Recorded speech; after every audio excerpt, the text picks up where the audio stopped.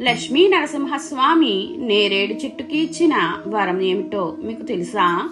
నరసింహస్వామి హిరణ్యకశిపుణ్ణి తన గోర్లతో పొట్ట చీల్చి పేగులను బయటకు తీసి చంపుతారు.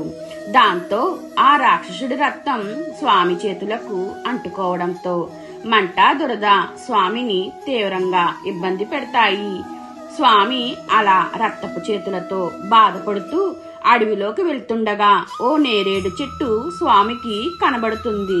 దీంతో వెంటనే స్వామి నేరేడు చెట్టుకు ఉన్న ఆకులను తీసుకుని తన చేతులకు రుద్దుకుంటారు.